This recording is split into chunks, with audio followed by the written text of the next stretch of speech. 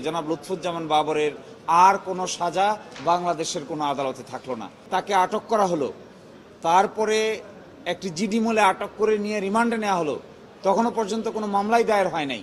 তিনি বলছেন এটি তখনকার দিনের ইমার্জেন্সি রুলস এবং বাংলাদেশের সংবিধান এবং ব্লাস্ট কেসের আলোকে এটি সম্পূর্ণটাই অবৈধ আটক আদেশ হিসেবে বিবেচিত হবে।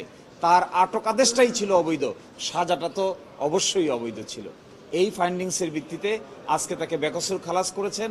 এই মামলার মধ্য দিয়ে জনাব লুৎফুজ্জামান বাবরের আর কোনো সাজা বাংলাদেশের কোনো আদালতে থাকলো না। তিনি নির্বাচন থেকে শুরু করে সকল কিছুর জন্য আইনগতভাবে উপযুক্ত হলেন এবং আমরা আশা করব তিনি বাংলাদেশের মানুষের আকাঙ্ক্ষাকে সামনে রেখে পরবর্তী রাজনৈতিক কর্মকাণ্ড পরিচালনা করবে। আর 21শে আগস্টে জনাব লুৎফুজ্জামান বাবর সহ জনাব তারেক রহমান সকলকেই আমাদের হাইকোর্ট বিভাগ খালাস দিয়েছিল। এই মামলার পূর্ণাঙ্গ রায় বের হয়েছে। পূর্ণাঙ্গ রায় বের হওয়ার পরে রাষ্ট্রপক্ষ থেকে একটি লিভ টু আপিল দায়ের করা হয়েছে।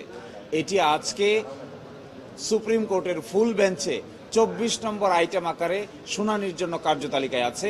এখনো শুনানি অনুষ্ঠিত হয়নি। যখন শুনানি অনুষ্ঠিত হবে আমরা সেই শুনানিতে অংশগ্রহণ করব। আমরা আশা করি হাইকোর্ট বিভাগ যে রায় দিয়েছে 21শে আগস্টের মামলায়, সুপ্রিম কোর্টও সেই রায়কে যথাযথভাবে আপহেল করবেন এবং বহাল রাখবেন।